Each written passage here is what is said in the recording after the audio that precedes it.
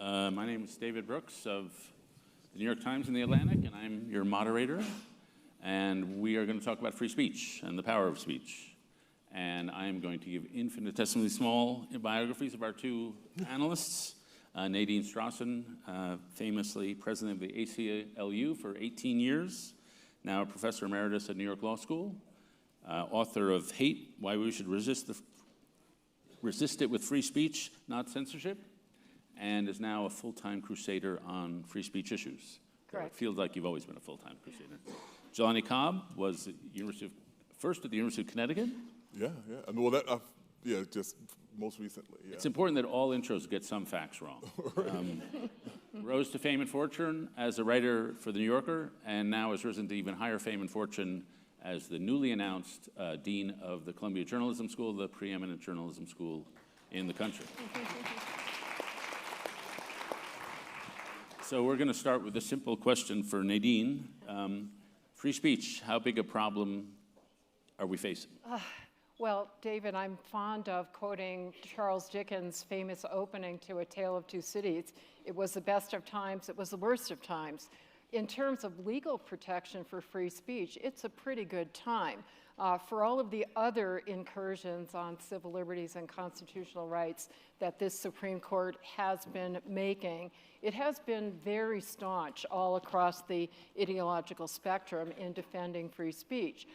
Which is not to say that we don't have a lot of government violations of free speech, including attempts to crack down on protesters, to stifle public school curricula, but there is a First Amendment remedy for those problems. Where the worst of times comes in is in what I call a free speech culture. We have, to the contrary, what many people call cancel culture, which is not necessarily a completely bad thing, right? Some self-censorship is to be applauded. The title of my book talks about resisting hate speech with more speech, counter speech, but the real problem we have is constant surveys that show that people all across the ideological spectrum of all racial and other demographic groups are radically self-censoring about the most important topics, including race and gender. And that is really catastrophic in terms of not only individual liberty, but also democratic discourse. Okay. Jelani, your view on this? Well, first off, thank you. I'm happy to be here. And I think I can understand both of those perspectives about the best of times and worst of times. But being frank, the thing that jumps to my mind immediately is this unchecked march of state legislatures to ban books, to fire teachers, which we're seeing happen, specifically in a kind of regressive inversion of the logic of Brown versus Board of Education. The logic of Brown versus Board of Education was that the ideology of segregation was psychologically damaging to black children. And that was why segregation was struck down. And we've seen that inverted now to say that teaching white children about segregation is psychologically damaging to them, and therefore you can't do that. And I think that is a crucial concern. The other thing I think is more complicated, because when we talk about censorship, to the best of my ability, I avoid the term cancel culture. And the reason for that is that I think it has been the best tool for fairly reactionary ideas to gain a mainstream acceptance. And what I mean by that is this. We, with good reason, oppose the state censorship by the state of our publications, of our artistic expressions, et cetera. And typically, at least in legal terms, and in kind of intellectual and social terms, we think that those expressions should be determined by community standards, by what communities feel are acceptable. But when those communities say, we think that this is not acceptable, they're then accused of cancel culture And there's no way of checking these ideas in the first place. And so it becomes a kind of mutually exclusive circumstance where you can never actually say. The best example of this, I think, most recent that I saw was Bill Maher, who was defending Dave Weigel, who tweeted a joke which I considered to be highly inflammatory for someone who was a journalist at a premier outlet. I won't repeat the joke, but it ridiculed people who are bisexual and people who are bipolar, and women. And Bill Maher on his show went on to a long tirade about how this should never have happened. These are people who are just ready to be offended, et cetera. And I was like, so are we now saying that we're upset when a employer says, we don't want you to make fun of mental illness? And like, that's cancel culture? May I respond to both of those points? Those are really good points, and this is a very complex area. On the first point, the fact that the notion that being uncomfortable or being subjected to divisive speech is the rationale for this host of state laws that outlaw teaching of essential subjects, including the history of racism and discrimination in this country. Where did those concepts come from?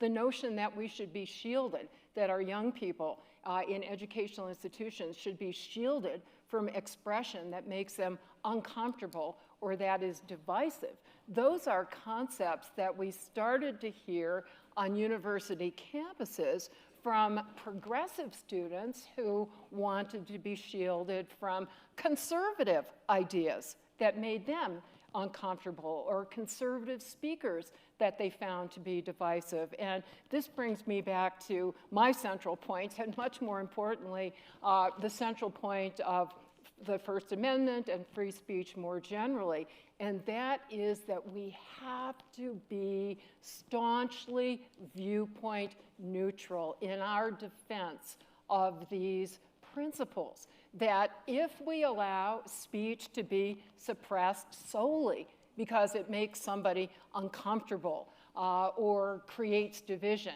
that is something that can be used to censor ideas that we cherish as well as ideas that we loathe. I could not agree more with Jelani that we cannot use the term cancel culture to suppress what is itself an essential exercise of free speech, namely criticizing ideas that we disagree with. That's what free speech proponents classically juxtapose with censorship. We say, don't censor the idea that you don't like, speak back to it, critique it, refute it, devastate it.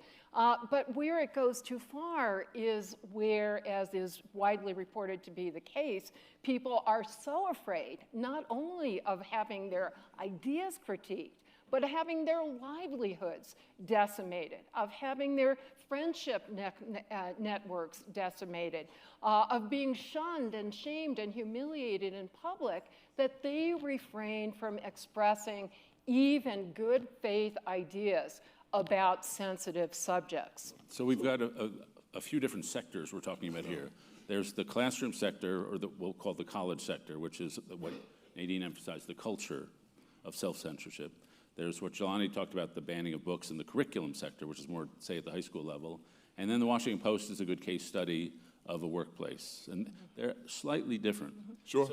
So I'd like to start with the college section, the culture of self-censorship. And it's very hard, it's always been hard in all these cases for me to know if it's a pervasive problem or if people are blowing up a few anecdotes. And my own insight, I teach at Yale, and I was telling Nadine, I'd spun my 20th year, and I taught two courses through the year, and at the end of the year, it occurred to me, at no point in the year did a single student disagree with another.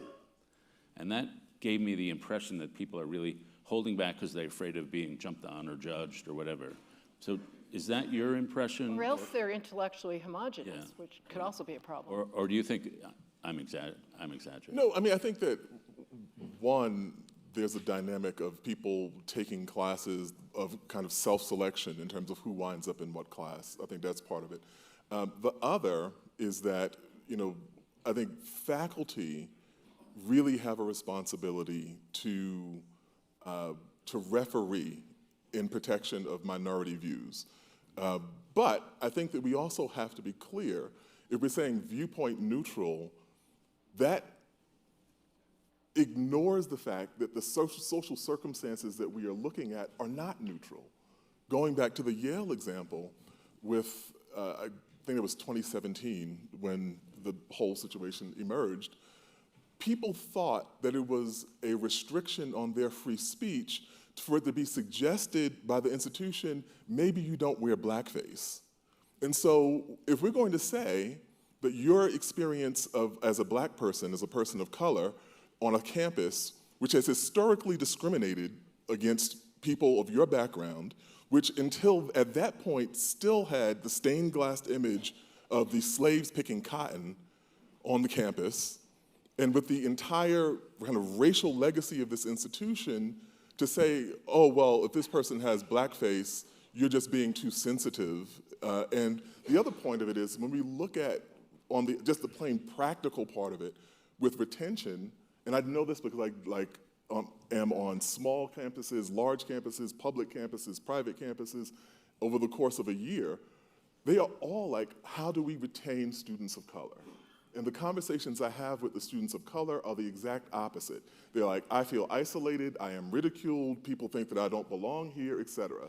And so if we're saying this, and the last thing that I'll say on this point is that the key example, I think, in this was Birth of a Nation, the film that came out in 1915, which reinvigorated the Ku Klux Klan and became the rallying point for the drive to subordinate black people, drive us back out of political contention, and to reaffirm the commitment to segregation. So this film was enormously damaging. The ritual of burning a cross was not in the Ku Klux Klan's canon. That came from the film. So the film had this tremendously deleterious effect. The NAACP protested the screening of these films, and it split the organization, because some people felt that it should have been protected on the grounds of free speech. Other people were saying, look at what is happening tangibly, what is happening as a result of this film. And so when we talk about these things in even-handed terms, what we do is ignore the actual history of these groups who are marginalized and make it that much easier for people who are invested in further marginalizing them to seem like they're part of the mainstream. I disagree respectfully with a lot of the specific points that you've made, Jelani, but I think it's really more important, including the description of Erica Christakis' email. But I think in our limited time, it's more important to address the really core central point that you've raised, which has been of greatest concern to me in my advocacy. Because as I am a crusader for free speech, not because of my abstract devotion to the First Amendment or even to free speech, but because of my lifelong commitment to human rights, including certainly the right of equal dignity and opportunity. As the daughter of somebody who actually performed slave labor in Nazi Germany, and you know that the Nazis had a slogan of Vernichtung durch Arbeit. Forgive my horrible German accent. My father, understandably, never wanted me to study the language. But that means to annihilate through labor. So it was at least as express an attack on human dignity as other forms of enslavement. And my passionate commitment to defending open inquiry and dialogue, especially on issues of race, gender, other equal justice issues, is because I continue to be convinced that free speech is the most essential engine for fighting oppression, fighting enslavement, fighting tyranny, and for pursuing equality and liberation, and that censorship is the most potent tool for suppressing them. Can I respond really quickly to that? I'm glad you brought up Germany, because we have a conception of this in the United States that holds that the only antidote to hate speech is more speech. But Not the only one, but the primary. But it is not. Other Western democracies see no contradiction between saying we don't want to publish Mein Kampf, or in Canada, and saying that we have particular things that we don't hold to be of any social value, given the particular history that is associated with this language. The last I saw, Germany and Canada were still democracies in good standing, which is something I'm not sure that we get to say about ourselves anymore. And I think beyond that, secondarily, is that we're not talking about free inquiry. That's not what the area of debate is. We're completely on the same page as it relates to that. What we're talking about is the kind of cynical manipulation of the language of free speech for ulterior ends. And the best example of that, and which the ACLU got wrong, quite frankly, was Charlottesville. When there were people in the community in Charlottesville saying, this is not a free speech rally. But the alt-right, Nazi, neo-Confederate figures knew how to weaponize the language of free speech to say, we have to be allowed to hold this rally. Everyone was saying, if you were holding a rally and you were bringing bats, knives, shields, the objective is not to talk. And when we saw, predictably, Heather Heyer killed and the incidents of violence that were there, it highlighted the extent to which people are not looking at what is actually happening here. Yeah, I respectfully disagree with a lot of what you said, but including I'm glad you respectfully disagree. So we should go to your Yale class, David, right? Including both the history and the current status of censorship of so-called hate speech in Germany and other countries. But let me start with that and segue to Charlottesville, because there is a connection. Contrary to many people's misunderstanding, in the Weimar Republic, during which the Nazis rose to power, there were anti-hate speech laws that were very strictly enforced, and leading Nazis were repeatedly prosecuted and convicted, and these became propaganda platforms for them. They received attention they otherwise would not have received, and support they otherwise would not have received. The problem was in the actual violence. They got away with murder against Jews, against other minority groups, including gay people. And that's why I said, Jelani, when you said the only response to hate speech or speech you disagree with is more speech. No. A really important instrument that we have here is prosecuting actual violence, as well as meaningful threats of violence and intentional incitement of imminent violence. All of these are illegal. And the problem in Charlottesville was exactly the same. Look at the report that was done, a nonpartisan report commissioned by the city council after the tragic events there, which unanimously concluded that the problem was a failure of law enforcement at every level, a failure to protect against assaults, a failure to enforce laws that should have prevented the carrying of weapons, a failure to enforce laws against threats and incitement of violence. And let me tell you, I have the greatest respect for Heather Heyer, the law enforcement officers and others who were killed or injured.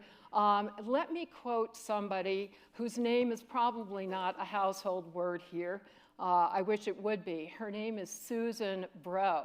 She is the mother of Heather Heyer. And a couple of years ago, she and I shared a platform like this, and I thought, my goodness, it's one thing for me to defend free speech and, the remedy of going after violence and threats to Jelani, but it's another thing to do it to Susan Bro. And to my astonishment, before I could even say anything, Susan Bro eloquently came to the defense of the free speech rights of the Unite the Right demonstrators and of her daughter and the counter-demonstrators. And she eloquently explained that if those people have those ideas, I want to hear them. And the only effective response is through counter-speech and counter-protest. So when does speech become violence? Yeah, like you can't say, I'm going to kill you. You can't say that. Jelani, if I understand your argument, you're saying Birth of the Nation led more or less directly to violence. It did. That's really not in question. Okay. So, legally we can say, like with Brandenburg, there has to be an actual kind of imminent violence. There has to be a direct connection between the speech and what happens after that. And what I'm saying is that we don't seem to look at all the incremental relationships that are implicit in that prior to it. And so, moreover, the ways in which people, particularly anti-democratic forces, undermine democracies by using democratic principles. And that seems to be something that we have not grappled with.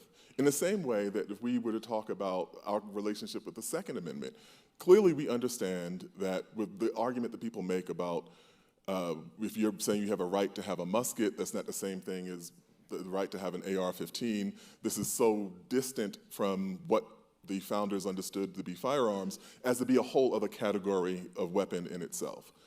We're at a point now, particularly as it relates to social media, where the old regime of us having conversations, of us having dialogue, of us having kind of countering speech with more speech, is confronted by the technological equivalent of the AR-15, where misinformation, we saw this in our election, misinformation can be disseminated at a rate that far exceeds our ability to correct it.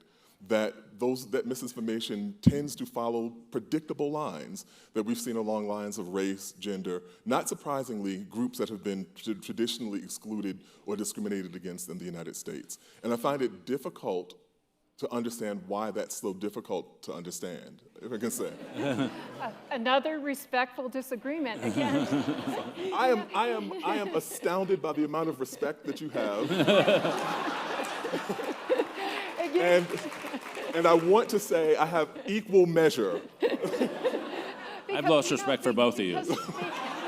Well, there it is. You know, because the reason is, it's very clear to me that we share the same passionate convictions and commitments to equality and justice and liberty for all, right?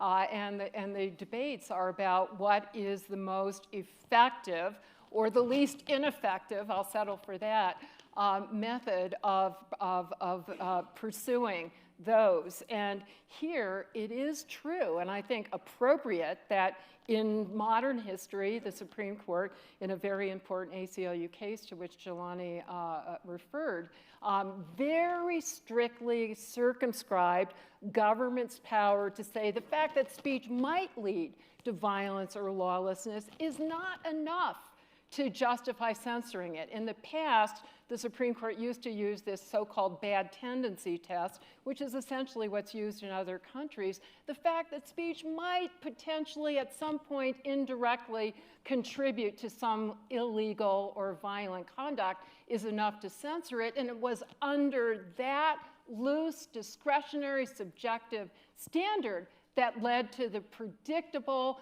disproportionate censorship of civil rights demonstrators, of advocates for women's rights, of anti-war protesters, of socialists, of communist pacifists, you name it, anybody who challenged the status quo. Why did Martin Luther King write his historic letter from a Birmingham jail? Because his speech was seen as being potentially dangerous and subversive. So now it is true that speech that doesn't satisfy the current strict test, which is often called the emergency standard, speech that directly contributes to or threatens specific serious harm, can be censored. It's recognized that speech that does not rise to that level may still do a great deal of harm.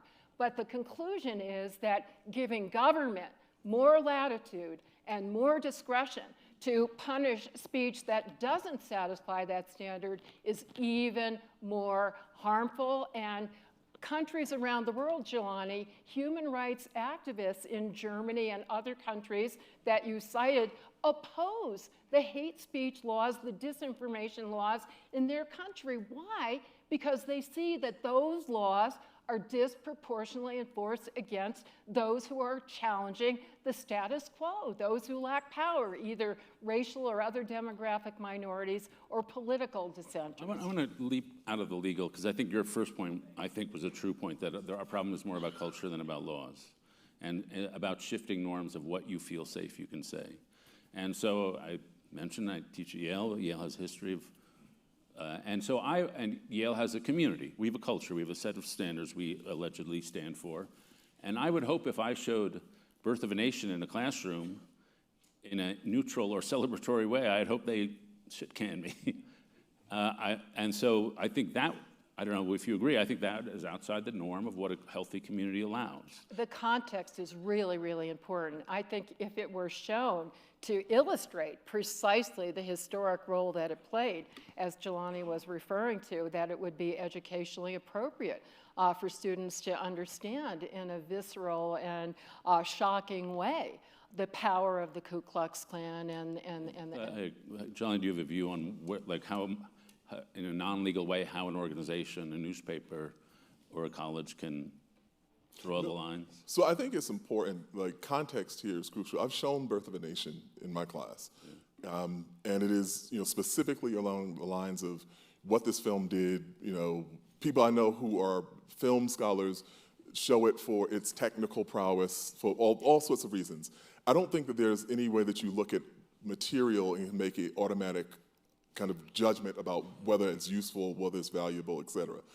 I do think, however, that there has been a general tendency that disturbs me greatly, because when I teach Birth of a Nation, there is, if you are uncomfortable with this, I understand. If you feel like you want to leave the room, I understand.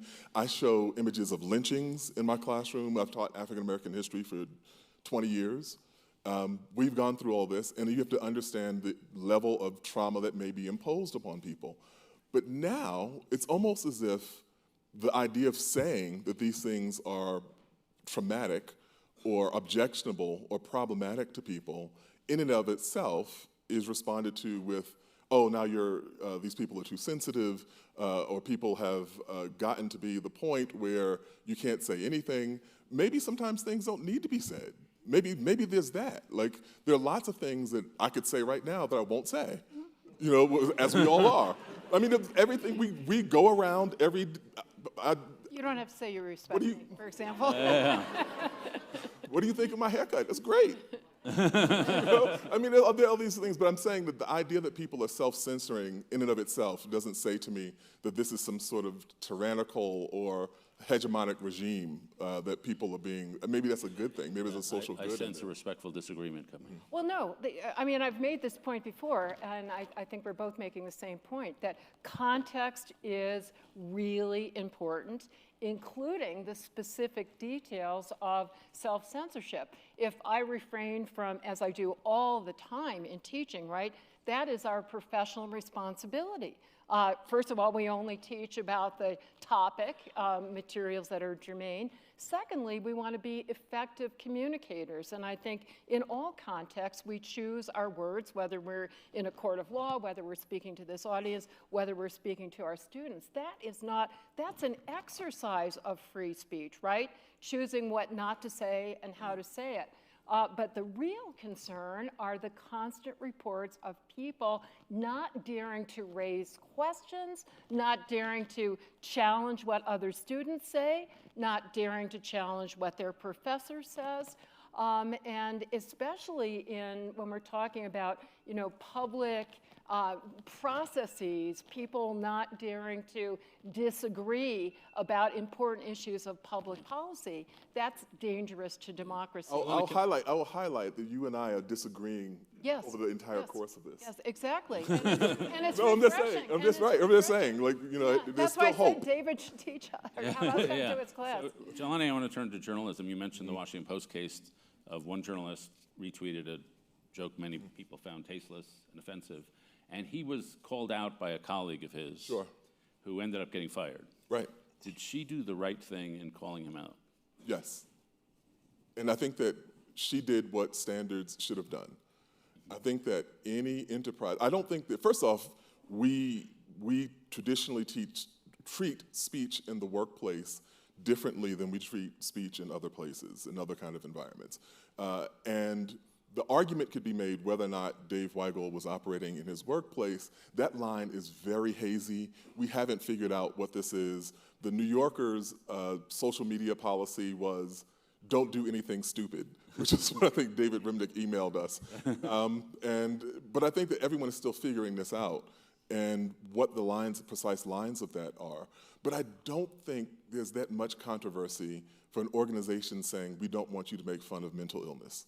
Like, knowing what a struggle it is for people who live with bipolar disorder, we don't think that it reflects well on our organization for one of our employees to ridicule people. Do you think the method of her call out was right? But can I give it another context, one that I'm more familiar with? It's absolutely true that workplace standards are very different from, for example, campus standards. And I want to give where free speech has a special salience because that is the whole purpose of the university, is truth-seeking. And as a law professor and as a lawyer, I feel it's especially important to educate and train future lawyers as advocates to grapple with ideas that they disagree with. There's an incident going on right now at American University Law School, which is investigating 8 students who are pro-choice, who are highly critical of the Supreme Court's recent decision in Dobbs overturning Roe versus Wade.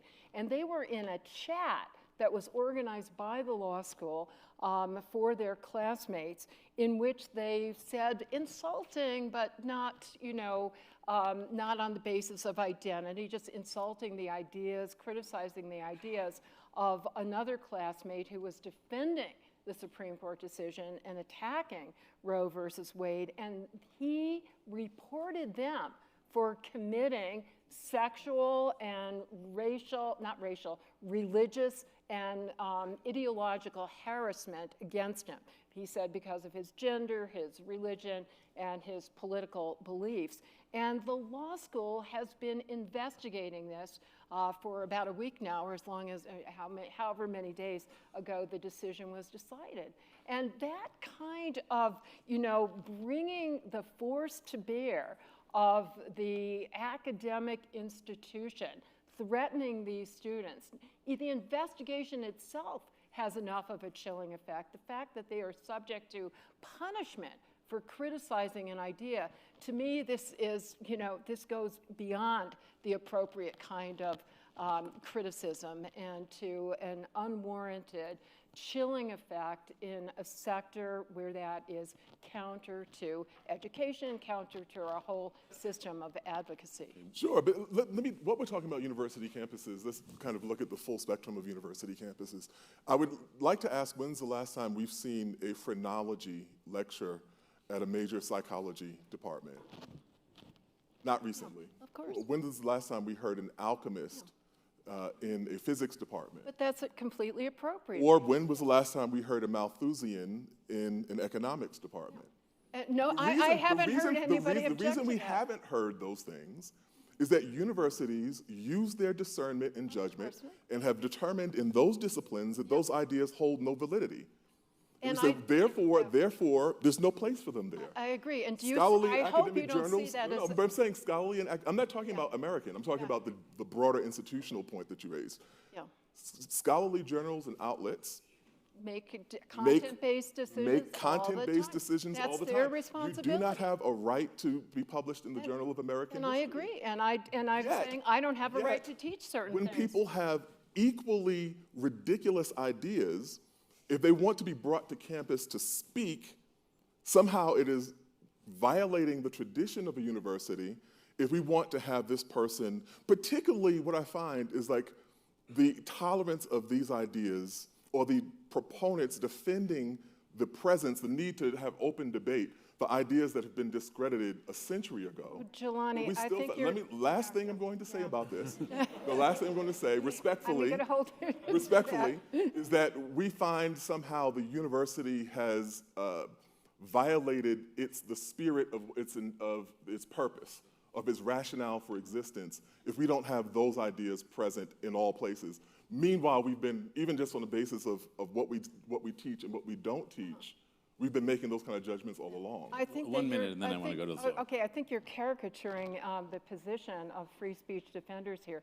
I'll speak for myself, but I know I speak for I'm a free speech defender. Well. Yeah. I'm just questioning what we categorize. So you and I are free speech defenders, and we agree that it is completely appropriate, indeed incumbent upon universities, to make content-based decisions all the time about allocating these limited special forums, such as giving a commencement address, such as giving a speech. I mean, nobody has a right to speak on campus as an outside speaker any more than we have a right to be invited here. Universities do appropriately I was told I had a right to be invited. I was under that impression. But if a university decides in its wisdom that for pedagogical purposes, as some of them apparently do, that they are going to empower, let's say, every department or every student organization to invite speakers, that's their decision. And once they make that decision, then in fairness, they have to yield the determination to the students. Now, you and I, or the other inviters, you and I may say, well, that's not the most rational allocation of scarce educational resources. That said, a lot of the protests have been against very serious people. You give extreme examples. I'm thinking people who have held top positions in the United States government, who have enforced policies that are still the law of the land.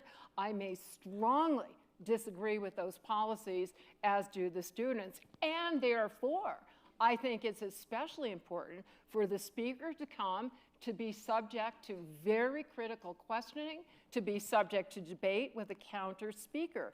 And so I think let's not distort or over-caricature the problem here.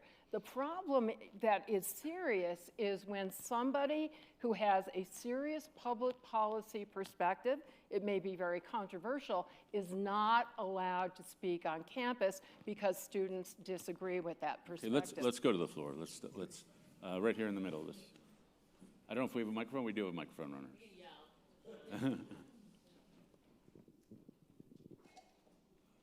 Yeah. Just question expanding on the question you asked earlier about like when does speech become violence, and it sounds like influence is now a big portion, and it's become a big gray area, right, of course, with social media. So do you think the current definition of violence and the way we prosecute speech becoming violence is reflective of our social media impact and the place that cyberbullying is now playing on the younger generation? Let me preemptively agree with Nadine. No, I think that like a personal peeve of mine, and this is probably like my history as an English major, like rising up, is that everything has been called violence. And when everything is called violence, nothing is called violence. Now, it is true that there are things that like psychological violence and verbal abuse, and we understand those things. But I think that has become something that, at least contextually, doesn't really help us clarify our conversations. I mean, I had a student describe a yoga instructor who made a particular request as doing violence to people who weren't able to like do this pose. And I was like, okay, all right, this is my resignation. This is the point at which I draw my line. Yeah. Like the namaste, peaceful incense guy, like I just can't. Okay. Let's go right here. Sorry. Thank you. So this conversation you're having on the stage, to me, is the perfect example of the further democratizing democracy, because, Jelani, as you said, you can't divest the reading of the Constitution from the historical context. And historically, freedom of speech was written and afforded to landowning, ergo rich, white men. Mm-hmm. So this conversation you're having is fully democratic. Mm-hmm. My question then is, if free speech was afforded to rich white men who were also then educated white men, is it possible for us to have a conversation on the defense of free speech without talking about the further democratization of education, since we can then give people a foundation to be able to reject idiotic ideas? I'm going to preemptively agree with Jelani, and thank you so much for raising a point that I have written about repeatedly, and I was hoping for an opportunity to make it here, which is, to me, freedom of speech and equal rights are mutually interdependent. As I said earlier, I don't think we can advance equal rights without free speech, but we also cannot have meaningful free speech unless it is equally robustly available to everybody, especially those who traditionally, historically, have had their voices muted or silenced. Back in the 1860s, Harper's Magazine had a great line when it said, "The alphabet is an abolitionist." My friend and colleague Randy Kennedy, who's a law professor at Harvard, said that the single greatest example of censorship in this country's history were the pre-Civil War laws that, of course, made it a crime to teach enslaved African Americans, or even in some cases freed blacks, to read. And Frederick Douglass conversely said, slavery cannot tolerate free speech. 5 years of its exercise would banish the auction block and break every chain in the South. We cannot have meaningful free speech until we have the education, until we have the technology, until we have the psychological and other resources that make everybody able to meaningfully exercise this right. Okay, I agree.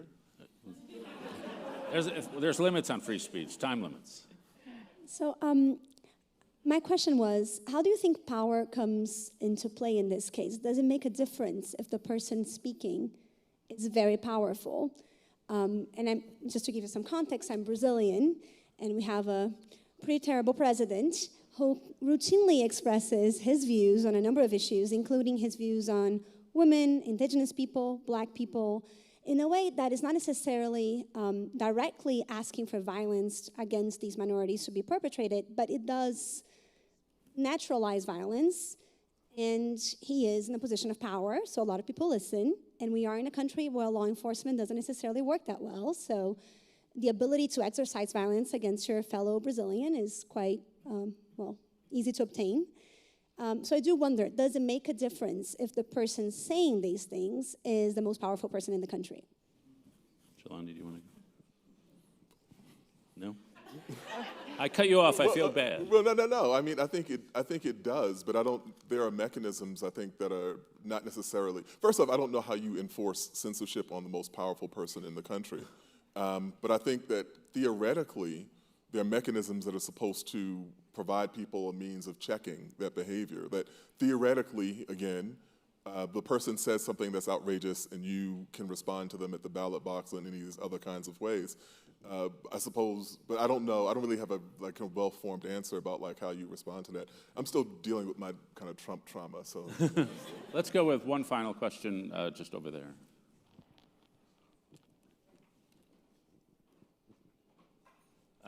I meant there's a gentleman sort of near the open door back there. Sorry. I think you were just censored. And we'll have to give short answers. A respectful question. President Obama gave a speech at Stanford in April calling for some additional forms of regulating the internet and social media. I happen to agree with him. He talked about a little bit of the rise of constructive communication and other things that's being studied at MIT and other places. Can we just address social media and how they've gotten a free pass up till now? that was why I brought up social media. By the way, that speech that Obama gave. MIT is involved in that. Harvard's involved in that. A small institution called Columbia Journalism School is also involved in work around that. But I think that if you go back and read that speech, what Obama was talking about, and also something that a kind of working committee at Columbia has been thinking about, are ways in which you can enforce mechanisms, socially constructed, mechanisms, not necessarily governmental, which will incentivize social media platforms for dealing with disinformation, is particularly like we saw in the course of the pandemic, in the course of our elections, things that are really dangerous, which they currently have no incentive to handle at all.